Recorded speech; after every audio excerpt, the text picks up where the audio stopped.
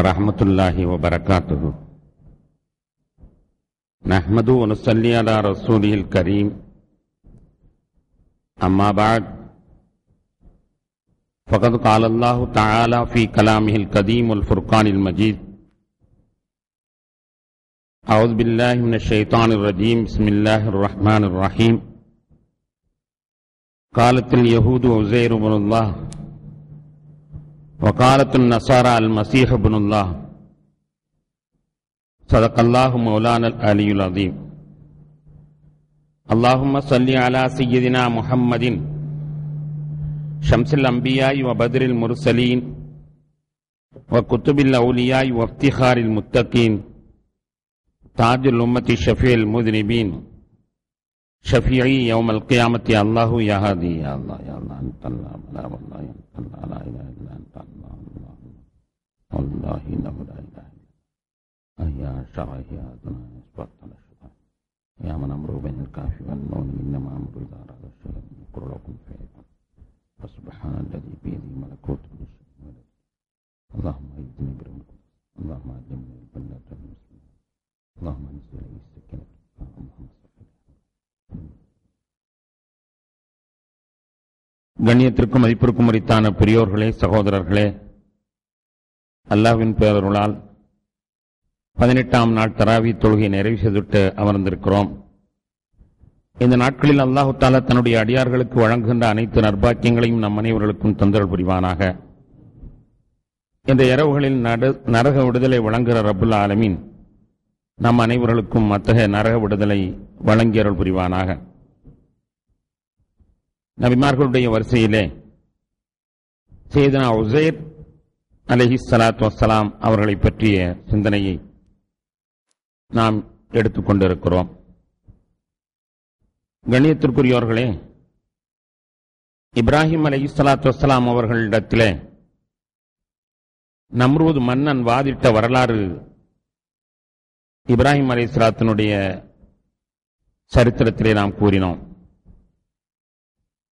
அப்போது அவன் சொன்னான், நானும் உயிர் தருகிறேன், உயிரை பறிக்கிறேன் என்று கூறினான். அல்லாஹு தஆலா எவ்வாறு உயிர் கொடுக்கிறான், எவ்வாறு உயிரை நீக்குகிறான் என்பதை அதற்கு பிறகு 6 இடங்களிலே நமக்கு அல்லாஹ் விளக்கித் தருகிறான். 1வது ஆதாரம்தான் நபி உஸைர் அலைஹிஸ்ஸலாத்து வஸ்ஸலாம் அவர்கள். 2வது ஆதாரம் இப்ராஹிம் அலைஹிஸ்ஸலாம் அவர்கள் 4 பறவையை அறுத்து அதற்கு உயிர் கொடுத்த வரலாறு 2:260 சொல்லப்படுகிறது. அதை அடுத்து 2:67 வசனத்திலே மூசா அலைஹிஸ்ஸலாம் அவருடைய காலத்திலே ஒரு செல்வந்தர் கொல்லப்பட்டு விட்டார். கொழுத்த செல்வந்தர், எனவே அவரை கொன்றவர் யார் என்று துப்பறிய வேண்டியதிருக்கிறது. துப்பறிவதற்கு இன்றைய புலன் விசாரணைகள் எதுவும் அன்று இல்லாத காரணத்தினால் அல்லாஹ்விடத்திலேயே உதவி கேட்கிறார்கள். அப்பொழுது அல்லாஹ் ஒரு மாட்டை அறுத்து அதனுடைய வாளை கொண்டு இறந்தவரை அடிக்க, இறந்தவர் உயிர் பெற்றெழுந்து தன்னை கொலை செய்தவர் யார் என்று சொல்லி சொல்லுவார் என்ற வரலாற்றை அல்லாஹ் சொல்கிறான். அதையடுத்து 2:56 வசனத்திலே மூசா அலைஹிஸ்ஸலாத்து வஸ்ஸலாம் அவர்கள் தன்னுடைய சமூகத்திலே 70 பேர்களை அழைத்துக் கொண்டு தூரிசினா மலையிலே அல்லாஹ்விடத்தில் உரையாடுவதற்காக செல்கிறார்கள். அந்த 70 பேரும் நாங்கள் அல்லாஹ்வை பார்க்க வேண்டும் என்று கேட்கிறார்கள். அல்லாஹ்வுடைய பேச்சை கேட்டும் கூட அல்லாஹ்வை பார்க்க வேண்டும் என்று கேட்டதினால் அல்லாஹு தஆலா அந்த 70 பேரை மௌத்தாக்கி விடுகின்றான். சும்ம பஅஸ்னாக்கும் மின் பஅதி மௌத்திக்கும், மௌத்தானதற்கு பிறகு அவர்களை நாம் உயிர் வாழச் செய்தோம் என்று அது ஒரு வரலாற்றையும் அல்லாஹ் குறிப்பிடுகிறான். அதையடுத்து சையதுனா ஈசா அலைஹிஸ்ஸலாத்து வஸ்ஸலாம் அவர்கள் இறந்தவர்களை உயிர்ப்பிக்கின்ற அந்த வரலாறு 5:110 சொல்லித்தரப்படுகிறது. 6வதாக அஸ்ஹாபுல் கஹ்ஃப் என்று சொல்லப்படுகின்ற குகைவாசிகள் 300 ஆண்டுகள் தூங்கி அதன் பிறகு உயிர் பெற்ற வரலாற்றையும் சொல்லித்தரப்படுகிறது. ஆக இப்படி 6 இடங்களிலே இறந்தவர்களை உயிர்ப்பிப்பது எப்படி என்பதை அல்லாஹ் விளக்கி காட்டுகின்றான். நம்ரூதனுடைய தாவாவிற்கு அது பதிலை போன்று ஆகியிருந்தது. அதில் முதலாம் அவர்தான் ஹஜ்ரத் உஸைர் அலைஹிஸ்ஸலாத்து வஸ்ஸலாம் அவர்கள். பாபிலோனிய மன்னன் ஒருவன் புக்த்ரஸர் என்பவன் பைத்துல் மக்தஸையும் அதை சுற்றியுள்ள பகுதிகளை எல்லாம் நாசப்படுத்தினான். யுத்தத்தின் மூலமாக நாசப்படுத்தி ஊரே உருக்குலைந்து போய் இருந்தது. ஒரு கட்டடம் கூட இல்லை. அந்த நேரத்திலே உஸைர் அலைஹிஸ்ஸலாத்து வஸ்ஸலாம் அவர்கள் அந்த வழியாக செல்கிறார்கள். சென்றவர்கள் ஒரு வார்த்தை சொல்வார்கள், அல்லாஹ் எப்படி இதை உயிர்ப்பிக்கப் போகிறான்? அன்னா யுஹ்யி ஹாதிஹில்லாஹு பஅத மௌத்திஹா. இவ்வளவு சீரழிந்து விட்டதே, திரும்ப இது எப்படி உருவாகும்? ஒரு கட்டடம் இல்லை, ஒரு மரம் இல்லை, ஒரு தொழில் இல்லை, இவ்வளவு நாசமான எப்படி திரும்ப உருவாகும் என்பதாக அவர்கள் நினைக்கிறார்கள். அவர்கள் சொல்லவும் செய்கிறார்கள். அல்லாஹ் தஆலா உடனடியாக அவர்களை மௌத்தாக்கின்றான், அதாவது தூங்கச் செய்து விடுகின்றான். 2:259 வசனத்திலே இந்த வரலாறு சொல்லப்படுகிறது. கிட்டத்தட்ட ஒரு 100 வருடங்கள் தூங்கி விடுகின்றார். 100 வருடங்களுக்கு பிறகு அல்லாஹ் அவர்களை தட்டி எழுப்புகிறான். நீர் எவ்வளவு நேரம் தூங்கியிருப்பீர் என்று கேட்கிறான். யா அல்லாஹ், ஒரு நாளோ அரை நாளோ நான் தூங்கியிருப்பேன் என்று அவர் பதில் சொல்கிறார். இல்லை, நீ ஒரு நாள் அரை நாள் தூங்கவில்லை, 100 வருடம் தூங்கி இருக்கிறாய். உன்னுடைய நீர் கொண்டு வந்த அந்த தண்ணீர், அந்த ஷர்பத், குடிப்பதற்காக நீ கொண்டு வந்திருந்தீரே, அதை பாருங்கள் என்று சொல்கிறான். அதை பார்த்தால் அது அப்படியே கெடாமல் இருக்கிறது. சாதாரணமாக ஒரு நாள் வைத்தாலே புளித்து போகக்கூடிய அந்த பானம் 100 வருடங்களும் அது புளிக்காமல் அது இருக்கிறது. அப்போதும் அவர்களுக்கு 100 வருடம் தூங்கினோம் என்று நம்பிக்கை இல்லை. அல்லாஹ் சொல்கிறான், உடைய கழுதையை பாருங்கள் என்று சொல்கிறான். அந்த கழுதை இறந்து அது ஒன்றும் இல்லாமல் அப்படியே மக்கி போய் ஒரு கழுதையினுடைய உருவிலே மக்கிய சாம்பல் கிடக்கிறது. அல்லாஹு தஆலா அவர் கண் முன்னாலேயே அந்த கழுதையை உயிர்ப்பித்து அது துடித்துக் கொண்டு எழுந்திருத்த காட்சி அல்லாஹ் காட்டுகின்றான். அப்பொழுதுதான் அவர்களுக்கு நம்பிக்கை வருகிறது, நாம் 100 வருடம் தூங்கினோம் என்று. அதன் பிறகு அவர்கள் ஊருக்குள் எழுந்திருத்து செல்கிறார்கள். எழுந்திருத்து சென்றால் எப்படி இருக்கும் கற்பனை செய்து பாருங்களேன். நாமே ஒரு 100 வருடம் ஊர் இல்லாமல் இருந்துவிட்டு திரும்ப ஊருக்கு வந்தால் எப்படி இருக்கும்? 100 வருடத்திற்கு பிறகு இவர்கள் செல்லுகிறார்கள். அவருடைய வீட்டை போய் தட்டுகிறார்கள். அங்கு ஒரு கிழவி உட்கார்ந்திருக்கிறாள். அவருடைய சொந்த வீட்டிற்கு சென்று உஸைர், இது யார் வீடு என்று கேட்கிறார்கள். ஒரு கிழவி உட்கார்ந்திருக்கிறாள். அந்த கிழவிக்கு கண்ணும் தெரியவில்லை, எழுந்திருத்து நடக்கவும் முடியவில்லை. இது யார் வீடு என்று கேட்டவுடனே, இது உஸைர் வீடா என்று கேட்கிறார். ஆமா, இது உஸைர் வீடுதான். உனக்கு உஸைர் தெரியுமா என்று கிழவி கேட்கிறார். உஸைரா? 100 வருஷம் அவர் பேரே தெரியாம இருந்துச்சு, இப்ப யாருப்பா நீ உஸைர் என்று கேட்கிற? நீ யாரு என்று கேட்கிறாள் அந்த கிழவி. நான் தான் உஸைர், நான் தான் உஸைர் என்று போய் நின்ற உடனேயே அந்த கிழவியால் நம்ப முடியவில்லை. அப்போது அவள் சொல்கின்றாள், உஸைரை பற்றி எனக்கு ஒரு அடையாளம் இருக்கு. என்னன்னா, அவர் துவா கேட்டா உடனே கபூலாகும். நீ உஸைரா இருந்தா இப்பவே துவா கேளு. என் கண் பார்வை திரும்ப கிடைத்து விட வேண்டும், எனக்கு கைகால்கள் தெம்பாக வந்துவிட வேண்டும், அப்படி நீ துவா கேளு என்று கூறுகின்றார். உஸைர் அலைஹிஸ்ஸலாம் அவர்கள் துவா செய்கிறார்கள். அந்த கிழவிக்கு உடனடியாக கண் பார்வையும் தெரிகிறது, கைகால்களும் எழுந்திரித்து நடக்க முடிகிறது. உடனே அழைத்துக் கொண்டு உஸைர் அலைஹிஸ்ஸலாமுடைய மகன் இருக்கிற இடத்திற்கு அழைத்துக் கொண்டு செல்கிறார். அவருடைய மகனுக்கு 140 வயது. ஆனால் உஸைர் அலைஹிஸ்ஸலாம் அவர்களுக்கு 40 வயது. மகனுக்கு 140 வயது. உஸைர் அலைஹிஸ்ஸலாம் 100 வருஷத்துக்கு முன்னால் எப்படி தூங்கினார்களோ அப்படி எழுந்திருக்கிறார்கள். 100 வருஷம் தூங்கி இருக்கிறார்கள். அவர்களுக்கு 40 வயது. மகனிடத்தில் போய் இதுதான் உங்களுடைய மகன் என்று சொல்லுகிற பொழுது அந்த மகனால் நம்ப முடியவில்லை. மகன் சொல்கிறார், என்னுடைய தகப்பனார் இவர் என்று இருக்குமானால் அவருடைய 2 புஜத்துக்கு மத்தியிலே பிறையளவு ஒரு மச்சம் இருக்கிறது, அதை நான் பார்த்து ஒத்துக்கொள்கிறேன் என்று சொல்லி பார்க்கிறார். மச்சம் அப்படி இருக்கிறது. தந்தைதான் என்று ஒத்துக்கொண்டு விட்டார்கள். அவருடைய பேரப்பிள்ளைகள் எல்லாம் கூட வயதானவர்களாக இருக்கிறார்கள். அவர்களிடத்திலே அப்படி பேசிக் கொண்டிருக்கின்ற பொழுது எல்லாருமாக சொன்னார்கள், தௌராத் வேதம் முற்றிலுமாக ஒழிக்கப்பட்டு விட்டது. அந்த புக்த்நஸர் என்ற அரசன் தௌராத் வேதத்தை எல்லாம் பிரதிகள் அனைத்தையுமே அழித்து விட்டான். தௌராத் என்ற வேதமே இல்லை. தௌராத்தை உஸைர் பாடம் பண்ணினார் என்பது ஏற்கனவே தெரியும். அதனை எல்லாரும் சொல்கிறார்கள், உஸைர் அலைஹிஸ்ஸலாம் அவர்களிடத்திலே நீங்கள் தௌராத்தை எழுதுங்கள், உங்களுடைய மனப்பாடத்தில் இருக்கிறது அல்லவா, எழுதுங்கள் என்று சொல்கிறார்கள். உசைர் அலைஹிஸ்ஸலாம் அவர்கள் தன்னுடைய மனப்பாடத்தின் பிரகாரம் தௌராத்தை அப்படியே எழுதுகிறார்கள். ஒரு வரி விடாமல் எழுதிவிட்டார்கள்.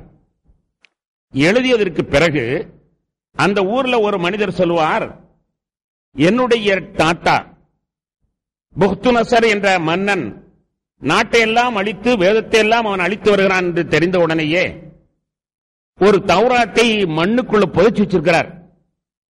ஒளித்து எப்படியா தப்பிக்க வைப்போம் என்று ஒரு தௌராத்தை மண்ணுக்குள் புதைச்சு வச்சிருக்கிறார். நான் வேண்டா தோண்டி எடுத்து வருகிறேன் என்று அதற்கு பிறகு சொல்கிறார்.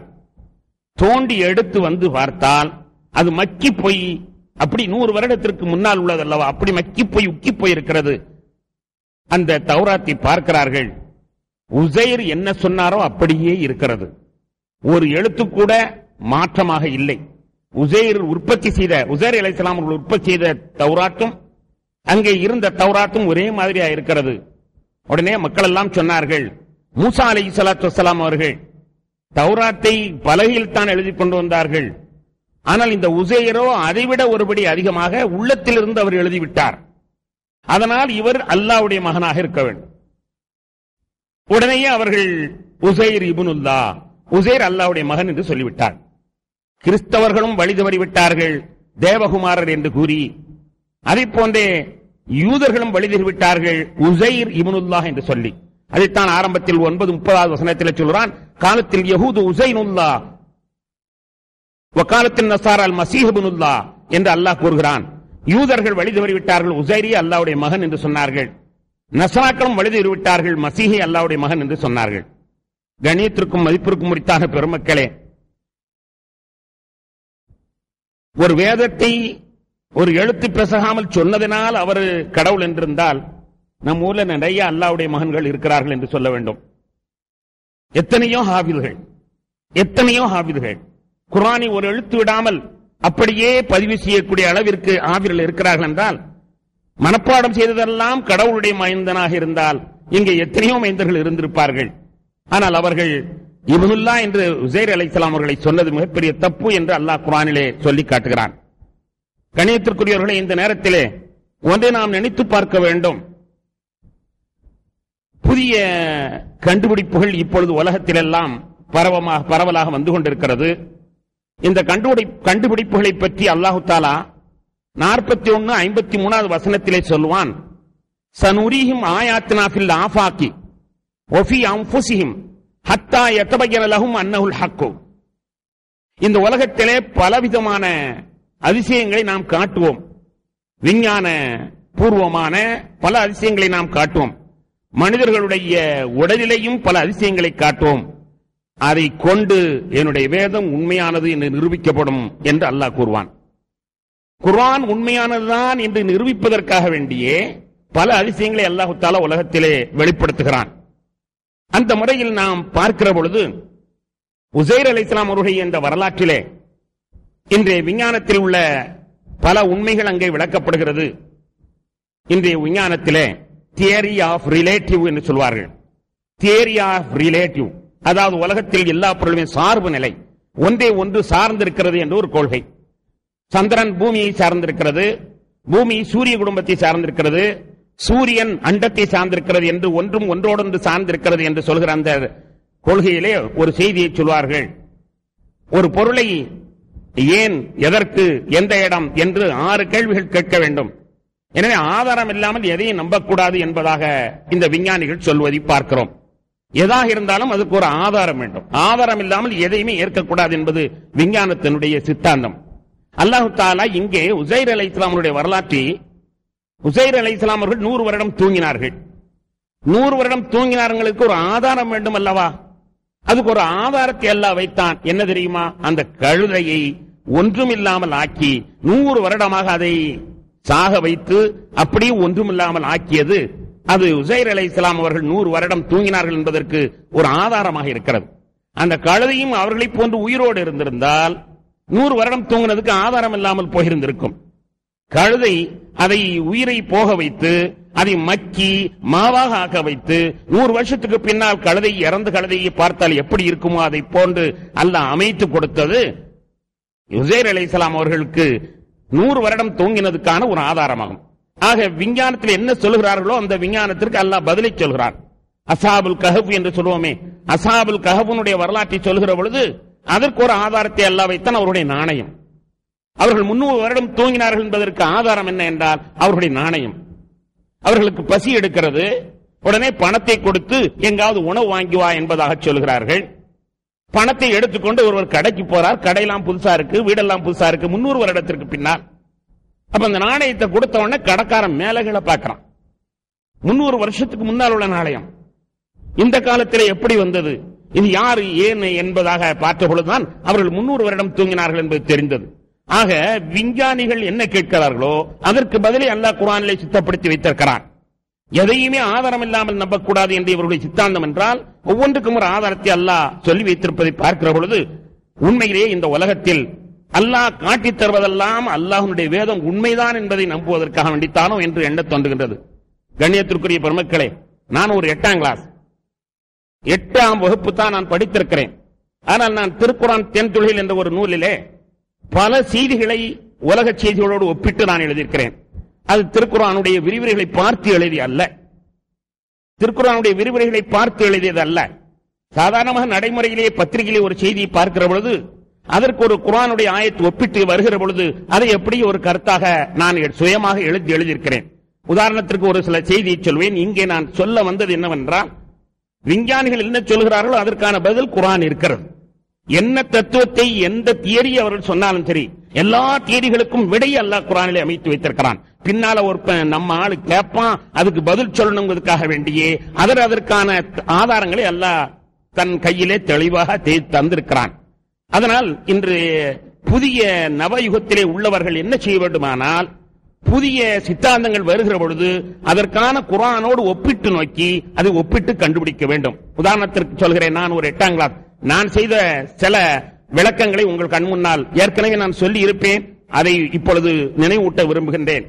ஒரு நாள் ஒரு சாதாரணமான ஒரு தாள் மடங்கி கிடந்தது, ஒரு பத்திரிகையினுடைய தாள். அதை எடுத்து பார்த்தேன், பாக்கியா என்ற அந்த பத்திரிகை. அந்த பத்திரிகையிலே ஒரு பக்கத்திலே ஒரு விஞ்ஞான கட்டுரை எழுதியிருந்தார்கள். என்ன எழுதியிருந்தார்கள் என்றால், நாசா என்ற விண்வெளி ஆராய்ச்சி மையத்திலே புதிய ஒரு கண்டுபிடித்திருக்கிறார்கள். என்னவென்றால், வானத்திற்கு கீழால், அதாவது மேகத்திற்கு மேலால், மேகக்கூட்டங்களுக்கு மேலால், ஆகாய விமானமெல்லாம் செல்கிறதே அதற்கெல்லாம் மேலால் போய் பார்த்தால் பனி பந்துகள் அவ்வப்போது வந்து விழுகின்றன. டன் கணக்கிலே, பல டன் கணக்கிலே பனிப்பந்துகள் அட்மாஸ்பியரிலே வந்து விழுகின்றன. விஞ்ஞான ஆராய்ச்சியிலே அமெரிக்கா நாசா அதை படம் பிடித்திருக்கிறது என்று ஒரு கட்டுரை. அட்மாஸ்பியரிலே பனிப்பந்துகள் விழுகின்றன.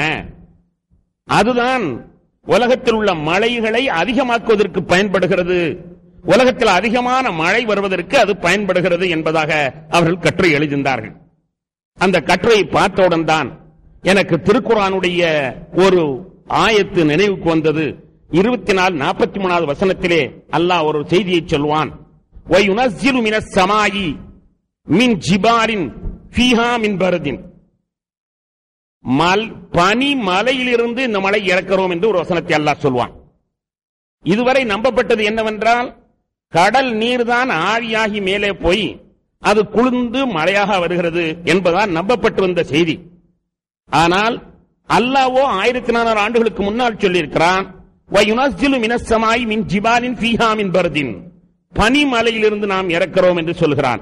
அப்படியானால் பனிமலை என்று ஒன்று இருக்கிறது, அதிலிருந்து வரக்கூடிய பனி துகள்களும் மழை அதிகமாகுவதற்கு காரணம். எனவே மழை 2 காரணத்தினால் வருகிறது. ஒன்று, கீழே இருந்த தண்ணீர் போய் நீராவியாக மேலே சென்று குளிர்ந்து மழை வருவதும் ஒன்று. இன்னொன்று, பனிமலைகள் எங்கோ இருக்கின்றன, அதிலிருந்து வரக்கூடிய அட்மாஸ்பியரிலே விழக்கூடிய அந்த பனிப்பந்துகளும் மழைக்கு காரணம் என்பதை நாசா விஞ்ஞானியினுடைய அந்த கருத்தை எடுத்து பார்க்கிற பொழுது குர்ஆன் ஆயத்துக்கு எவ்வளவு பொருத்தமாக இருக்கிறது என்று புரிந்து அந்த குர்ஆனுடைய அந்த தத்துவத்தை விளக்கி ஒரு கட்டுரையை நான் எழுதியது உங்களுக்கு நினைவு கூறிக்கொள்கின்றேன். கணியத்திற்குரியவர்களே, அதை போன்ற ஒரு கதை ஒன்றை படித்தேன். ஒரு கடல் கரையிலே ஒரு துறவி உட்கார்ந்திருக்கிறான். அங்கே சிறுவர்கள் விளையாடிக்கொண்டு அந்த கடலிலே பறந்து கொண்டிருக்கின்ற சீக்லஸ் பறவைகளை அவர்கள் பிடிக்க முயற்சி செய்கிறார்கள். அந்த பறவைகள் அந்த சிறுவர்களுக்கு கிடைக்கவில்லை. ஆனால் இந்த துறவி வணங்கி கொண்டிருக்கிறான். அவனுடைய தலையிலே அந்த பறவை வந்து உட்காருகிறது.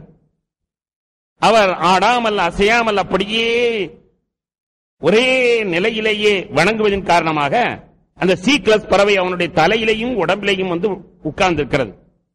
இதை பார்த்த உடனே சிறுவர்கள் போய் கேட்டார்கள், ஐயா பெரியவரே, நாங்களும் இந்த பறவையை பிடிக்கும் நினைக்கிறோம், ஒரு பறவை கூட எங்களுக்கு மாற்றுறது இல்லை, ஆனா நீங்க உங்க உடம்பிலே வந்து அது உட்காருது, ஆனா நாளைக்கு 2 பறவை பிடித்து தாருங்க. சரி, நாளைக்கு வாங்க, நான் பிடித்து தாருகிறேன் என்று துறவி சொன்னார். மறுநாள் பார்த்தால் பறவை வரவில்லை. சாமியாற்ற பறவை வரவே இல்லை. தினமும் வந்து விளையாடக்கூடிய பறவை மறுநாள் வரவே இல்லை. இளைஞர்கள் வந்தார்கள், பறவை பிடித்து தரவில்லையா, என்னமோ தெரியலப்பா, இன்னைக்கு பறவை வரல, சரி இப்ப நாளைக்கு பிடித்து தாங்க. சரி என்று மறுநாள் உட்கார்ந்திருந்தார். மறுநாளும் பறவை வரவில்லை. 3ஆம் நாள் உட்கார்ந்தார். 3ஆம் நாளும் பறவை வரவில்லை. அது பிறகு சொன்னார், தம்பிகளா, இனிமே நான் பறவை பிடித்து தர மாட்டேன், நீங்க போங்க என்று சொல்லிவிட்டார். 4வது நாள் உட்கார்கிறார். பறவை அவருடைய தலையிலே வந்து விளையாடுகிறது. இது ஒரு கதை. ஆனால் கதை என்றாலும் இந்த கதையிலே என்ன சொல்கிறார்கள் என்றால், மனிதனுடைய உடலிலே ஜின் மரபணு இருக்கிறது. இந்த மரபணு அவனிடத்தில் விரி இருந்தாலும் அது காட்டி கொடுத்து விடுகிறது. அந்த மரபணு அவனுடைய மனதிலே என்ன எண்ணம் என்பதை காட்டி கொடுத்து விடுகிறது என்று சொல்லி, இந்த சாமியார் அவர் தெய்வீக தன்மையில் இருக்கிற பொழுது அந்த பறவைகள் வந்து விளையாடியது. ஆனால் அந்த சாமியார் இன்று பறவை பிடிக்க வேண்டும் என்ற வெறித்தன்மையோடு இருந்த பொழுது அதனுடைய மரபணிலே மாற்றம் கண்டுவிட்டது. அவருடைய ஜின்னில மாற்றம் கண்டுச்சு. மாற்றம் கண்டதுனால பறவைகள் அதை கண்டுகொண்டு வரவில்லை. 3 நாளும் அவருடைய வெறித்தன்மையை கண்டுகொண்டு அவைகள் வரவில்லை. அகத்தின் அழகு முகத்தில் தெரியும். ஒரு காலத்தில் சொல்வார்கள், இன்று அகத்தின் அழகு ஜின்னிலே தெரியும், மரபணுவிலே தெரியும்.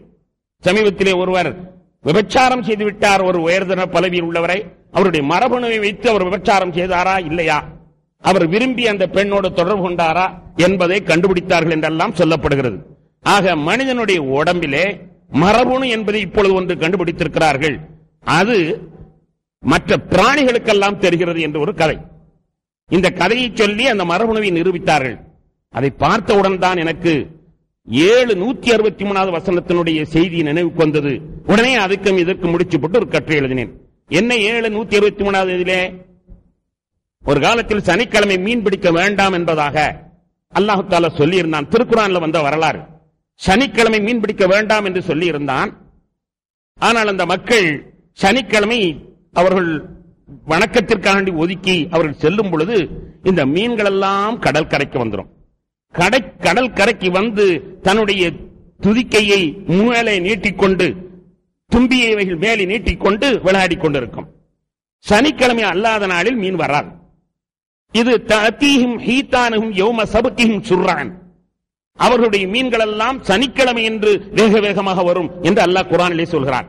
சனிக்கிழமை என்று வேகமாக கடல் கரைக்கு வரும், மற்ற நாளில் அந்த மீன் வராது. கிழமை அதுக்கு எப்படி தெரியும்? இன்னைக்கு விடிஞ்சு போச்சுன்னு எப்படி தெரியும்? இன்னைக்கு என்ன கிழமை மீனுக்கு எப்படி தெரியும்? சனிக்கிழமை மட்டும் கரெக்டாக மீன் விளையாட வரும், மற்ற நாளில் வராது என்று அல்லாஹ் குர்ஆனிலே சொல்கிறான்.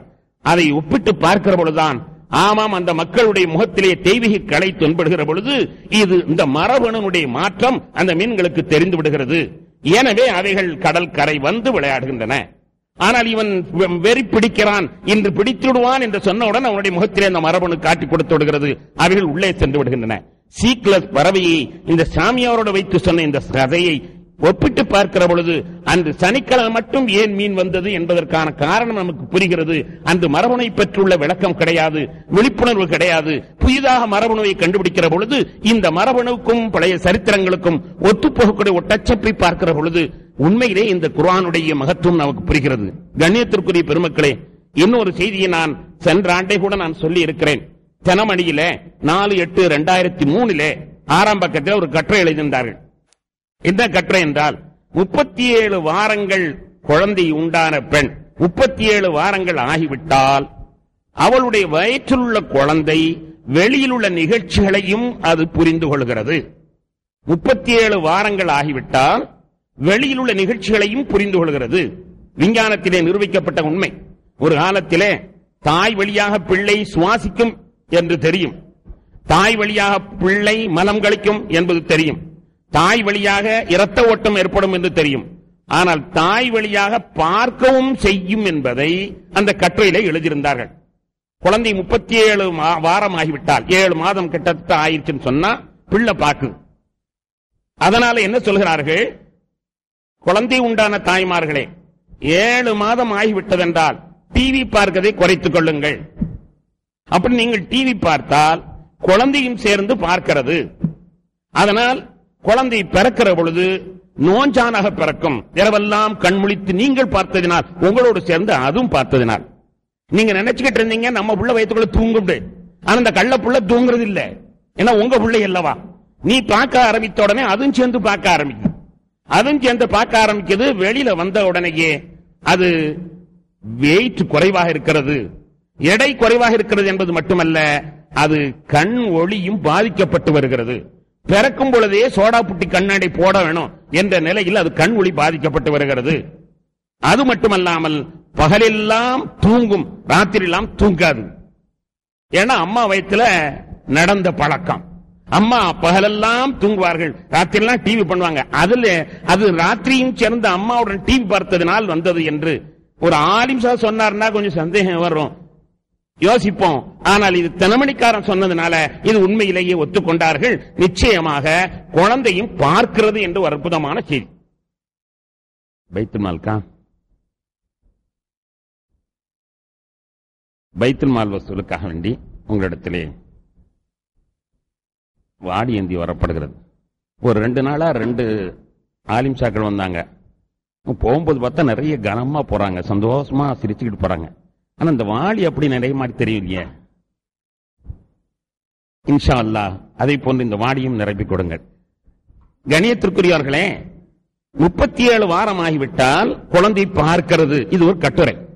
இந்த கட்டுரை பார்த்த உடனே எனக்கு ஸ்டக் ஆச்சு. ஆஹா, அற்புதமான ஒரு துரும்பு கிடைச்சிருச்சே என்று சொல்லி அலம் தர கைஃப ஃபஅல ரப்புக முடிச்சு போட்டேன். அலம் தர கைஃப ஃபஅல ரப்புக பி அஸ்ஹாபில் ஃபீல் 1400 வருஷத்துக்கு முன்னால் நடந்தது ஒரு வரலாற்றை அல்லாஹ் சொல்கிறான். நபியே, காபாவை அழிக்கும் போது நீர் பார்க்கவில்லையா என்று கேட்கிறான். நீர் பார்க்கவில்லையா என்று கேட்கிறான். கண்ணால் பார்க்கவில்லையா என்று கேட்கிறான் நபிகள் நாயகம் ஸல்லல்லாஹு அலைஹி வஸல்லம் பார்த்து. ஆனால் அன்று பெருமானார் பிறக்கவில்லை. இன்னும் பிறப்பதற்கு 50 நாள் இருந்தது. நபிகள் நாயகம் ஸல்லல்லாஹு அலைஹி வஸல்லம் பிறப்பதற்கு 50 நாள் இருந்தது. 50 நாளைக்கு முன்னால் ஆமினா அம்மா அவர்கள் தான் இருந்தார்கள். ஆனால் அல்லாஹ் கேட்கிறான், நபியே அலம் தர, நீ கண்ணால பார்க்கலையா? கைஃப ஃபஅல ரப்புக பி அஸ்ஹாபில் ஃபீல், அந்த யானைப்படையை அல்லாஹ் என்ன செய்தான் என்று உன் கண்ணால் பார்க்கவில்லையா என்று கேட்கிறான். எப்படி அந்த கண்ணால் பார்க்க முடியும்? ரசூலுடைய கண்ணால் எப்படி பார்க்க முடியும்? ரசூல் தான் வயிற்றுக்குள்ள இருக்கிறார்கள் என்றால் தினமணிக்காரன் அதற்கு விளக்கம் சொல்றான். 7 மாதம் ஆயிட்டால் பிள்ளை பார்க்கும். 7 மாதம் ஆகிவிட்டால் பிள்ளை பார்க்கும், வயிற்றுக்குள்ள இருக்கிற பிள்ளை பார்க்கும். சாதாரண அப்துல்கார் பார்க்கும் பொழுது நபிகள் நாயகம் ஸல்லல்லாஹு அலைஹி வஸல்லம் பார்க்க முடியாதா? அதனால அல்லாஹ் தஆலா அந்த நபியை பார்த்து கேட்கிறான், நீ கண்ணால பார்க்கலையா? அப்ப ரசூலுல்லாஹ் பார்த்தாங்க, பார்க்கிற வாய்ப்பு இருக்கிறது என்பதை 14 நூற்றாண்டுக்கு முன்னால சொல்லியும் கூட இந்த மரமண்டைகளுக்கு புரியல. ஒரு திறமணிக்காரன் ஒரு செய்தியை சொன்ன பிறகுதான் அது அட்டாச்சடா.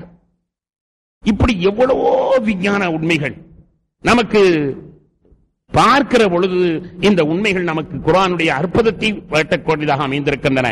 கண்ணியத்திற்குரிய பெருமக்களே, ஒரு சமயம் ஊர்களிலெல்லாம் உயர்களை பதித்துக் கொண்டு சென்றார்கள்.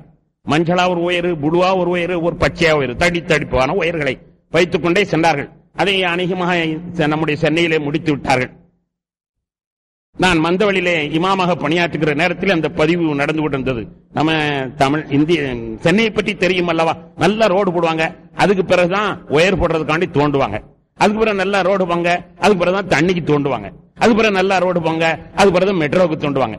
ஆக இப்படியே போட்டு தோன்றிருக்க தோண்டிட்டே இருக்காங்க. அப்ப யதார்த்தமாக ஒருவனிடத்திலே பேசி கொடுத்துக்கிட்டு இருந்தேன். அந்த தோண்டி அங்க போட்டுக்கிட்டு இருக்க, அப்பா என்ன போடுற? உயர் போடுறேன். உள்ள என்ன இருக்குது? உள்ள என்ன இருக்கு? துத்தநாகம் இருக்குதா? உயர்ண்டா அந்த காலத்துல துத்தநாகம், அது கம்பி இது மாதிரி உள்ளதான இருக்கும் அப்படின்னு கேட்டா, இல்ல இல்லங்க இது கண்ணாடின்னு சொன்னான்.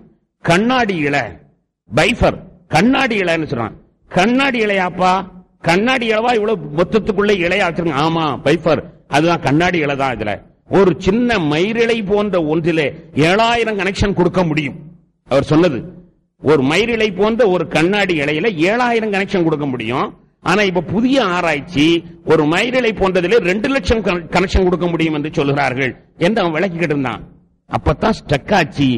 ஏண்டா கண்ணாடியையும் ஒளியாக வைக்கிறான் அப்படிங்கும் போது, கண்ணாடி ஒளியையும் வேகமாக கொண்டு போய் சேர்க்கும். கண்ணாடி ஒளியையும் வேகமாக கொண்டு போய் சேர்க்கும். அதனால டிவி போட்ட உடனேயே இங்க வரணும் வெளிநாட்டு செய்தி. அதே மாதிரி தகவல் தொடர்பு போட்ட உடனே எத்தனை மைல் இருந்தாலும் இங்க வந்து சேரணும். அதுக்கு கண்ணாடினா ஈஸியா கொண்டு வரும். மத்த எதுவுமே துத்தராகமோ எதுவுமோ இவ்வளவு ஃபாஸ்டா கொண்டு வராது. அதனாலதான் கண்ணாடியை போடுகிறோம் என்று சொல்கிறார். கண்ணாடி தான் இந்த இதுக்குள்ள போட்டிருக்காங்க. அதனாலதான் இடையில போர்டு வச்சிருப்பாங்க. இங்க யாராவது குழி தோன்றதா இருந்தா, நெருப்பு வைக்கிறதா இருந்தா இந்த நம்பருக்கு போன் பண்ணுங்க என்று சொல்லுவாங்க. நெருப்பு வச்சாங்கன்னா உள்ள இழவு பெறுவதற்காக வேண்டி போன் பண்ண சொல்லுவாங்க. நாம என்ன சொல்றேன்னா, அப்படி ஒரு செய்தியை கேள்விப்பட்ட உடனே டீனு ஸ்டக்காது. இதனாலதானோ என்னவோ அல்லாஹ் தனக்கு உதாரணம் சொல்லும் போது கண்ணாடி உதாரணம் சொல்லியிருக்கான். அல்லாஹ் தனக்கு உதாரணம் சொல்லுகிற பொழுது 24:35 வசனத்திலே அல்லாஹ் நூறு சமாவாத்தி வல்லர்தி மஸல நூரிஹி கமிஷ்காத்தின் ஃபீஹா மிஸ்பாஹுன் அல் மிஸ்பாஹு ஃபீ சுஜாஜா அஸ்ஸுஜாஜத்து கஅன்னஹா கௌகபுன் துர்ரியின் யூகது மின் ஷஜரத்தின் முபாரக்கத்தின் ஸைத்தூனத்தின் லா ஷர்கியத்தின் வலா கர்பியத்தின் என்று ஒரு நீண்ட நெடிய கண்ணாடியாக தன்னை உதாரணம் காட்டுகிறான். தனக்கு உவமையாக கண்ணாடி அல்லாஹ் காட்ட வேண்டிய காரணம் என்ன? எத்தனையோ பொருள் இருக்குது. கண்ணாடியை காட்ட வேண்டிய காரணம் என்ன? அல்லாஹ்வுடைய ஃபாஸ்ட். குற்றவாளி பூமிக்கு கீழே போனாலும் அவன் போறதுக்கு முன்னால போய் நிற்கும். யா மாஷரல் ஜின்னி வல் இன்ஸ், ஓ மனுஜின் வர்க்கத்தினர்களே, இனிஸ்ததாத்தும் அன் தன்ஃபுது மின் அக்தாரி ஸமாவாத்தி வல் அர்த், வானம் பூமியில பொத்துக்கொண்டு உள்ள போன் நீ நினைச்ச நீ போய்க்கப்பா, ஒண்ணு கவலை இல்ல, உனக்கு முன்னால என்னுடைய செய்தி அங்க போய் நிற்கும், என்னுடைய ஆளுமை போய் நிற்கும் என்று அல்லாஹ் சொல்கிறான். ஆக ஃபாஸ்டான ஆளுமையை அல்லாஹ் விளக்கிற பொழுது தன்னுடைய ஆளுமைக்கு கண்ணாடியை உதாரணம் சொல்கிறான். 1400 ஆண்டுகளுக்கு பின்புதான் இந்த கண்ணாடி மகிமை தெரிந்திருக்கிறது. ஆனால் 14 நூற்றாண்டுக்கு முன்னாலேயே கண்ணாடியை தனக்கு உதாரணம் சொல்லி கண்ணாடி வெரி ஃபாஸ்ட் என்று அல்லாஹ் நிரூபிச்சிருக்கிறான். ஆனால் நம்ம கண்டுபிடிக்க முடியலையே என்ற ஒரு உண்மை நமக்கு தெரிய ஆரம்பித்தது. இப்படி எத்தனையோ சில கட்டுரைகள், இது பழைய கிதாபுகளை பார்த்ததல்ல, செய்திகளையும் குர்ஆனையும் ஒப்பிட்டு நோக்கும் பொழுது நானாக எடுத்த கட்டுரைகள். அதே மாதிரி இன்னொரு சின்ன கட்டுரை முடித்துக் கொள்கிறேன்.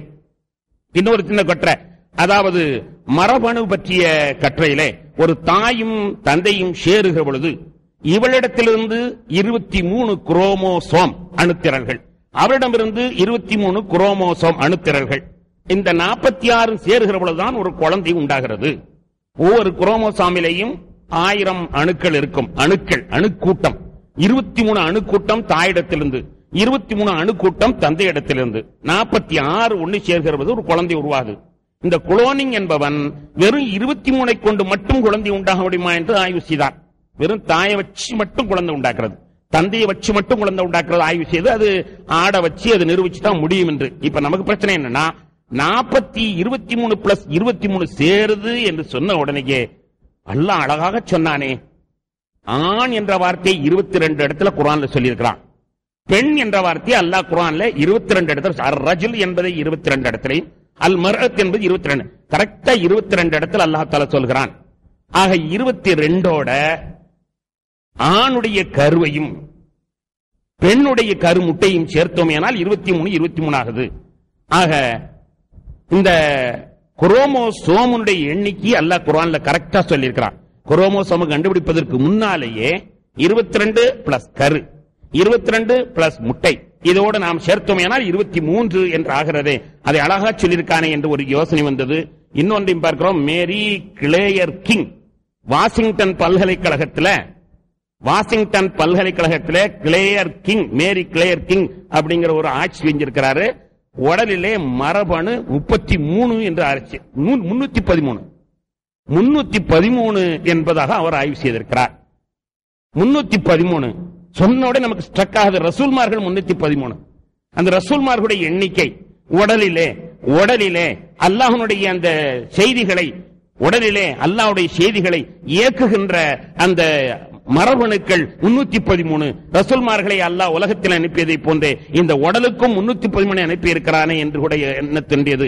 இப்படி எத்தனையோ கருத்துக்கள் அல்லாஹ் திருக்குர்ஆனிலே சொன்னதை போன்று சனுரீஹிம் ஆயாத்தினா, நம்முடைய ஆயத்துகளை எல்லாம் காட்டுகிறோம். விஞ்ஞான உண்மைகளை இன்டர்நெட்டாகவோ மற்ற நெட்டாகவோ நாம் காட்டுகிறோம். ஃபில் ஆஃபாகி, விண்வெளிகளிலேயும், ஒஃபீ அன்ஃபுஸிஹிம், அவனுடைய உடம்பிலையும் நாம காட்டுறோம். எதுக்காக தெரியுமா? ஹத்தா யதபய்யன லஹும் அன்னஹுல் ஹக்கு, இந்த குர்ஆன் ஹக்கு என்று தெரிவதற்காக வேண்டி, குர்ஆன் ஹக்கு என்று நிரூபிக்க அல்லாஹ் துவங்கி இருக்கிறான். குர்ஆன் ஹக்குதான் என்பதை நிரூபிக்க துவங்கி இருக்கிறான். விஞ்ஞானத்தின் மூலமாக நிரூபிக்க துவங்கியிருக்கிறான். எனவே விஞ்ஞான உண்மைகளோடு பொருத்தமாகக்கூடிய ஆயத்துகளை கண்டெடுக்க வேண்டியது ஒவ்வொரு அறிஞருடைய கடமையாக இருக்கிறது. அதைத்தான் நான் சொன்னான். அவர் ஒரு 8ஆம் கிளாஸ், நான் 8 தான் படித்திருக்கிறேன் என்றாலும் கூட இந்த உண்மைகளையும் இந்த இதையும் அட்டாச் பண்ணி பல கட்டுரைகளை என்னால் எழுத முடிந்திருக்கிறது என்றால் படித்தவர்கள், மிகப்பெரிய பண்டிதர்கள், அவர்கள் உண்மையிலேயே பொதுவாக ஆய்வு செய்வார்களே. ஆனால் விஞ்ஞான உண்மையோடு குர்ஆனுடைய பொருளையும் ஆய்வு செய்வார்கள். ஆனால் எவ்வளவு அவர்கள் கண்டுபிடித்திருப்பார்கள், எவ்வளவு சிறப்பை புரிந்திருப்பார்கள் என்று எண்ணத் தோன்றுகிறது. இங்கே ஏன் நான் சொல்கிறேன் என்பதை நீங்கள் புரிந்து கொண்டிருப்பீர்கள். தியரி ஆஃப் ரிலேட்டிவ் என்ற அந்த தத்துவத்தின் கீழால் ஒரு ஆதாரம் வேண்டும் என்று மக்கள் கேட்பார்கள் என்பதற்காக வேண்டி உசைர் அலைஹிஸ்ஸலாத்து வஸ்ஸலாம் அவர்கள் 100 ஆண்டு தூங்கினதற்கு ஆதாரமாக கழுதி எல்லாம் ஆக்கியிருக்கிறான். அஸ்ஹாபு கஹ்ஃப்கள் 300 வருஷம் தூங்கினார்கள் என்பதற்கு ஆதாரமாக நாணயத்தை ஆக்கி வைத்திருக்கிறான். வல்ல அல்லாஹ், சிறப்பான அல்லாஹ் இந்த குர்ஆன் ஏக வேதமாகி அது உலகம் உள்ளளவும் ஒளிரக்கூடிய வேதமாக அதை ஆக்கி அதனுடைய காப்பவனாக தன்னை ஏற்படுத்திக் கொண்டு அதனுடைய விளக்கத்தை தருவனாகவும் அல்லாஹ் தஆலா தன்னை பதிவு செய்திருக்கிறான். அப்படிப்பட்ட அற்புதமான வேதத்தை மறையை பெற்ற நாமெல்லாம் மிகப்பெரிய பாக்கியசாலிகள். அதை நாம் ஓதுவோமாக, உணர்வோமாக, சிந்திப்போமாக, தெளிவுறுவோமாக.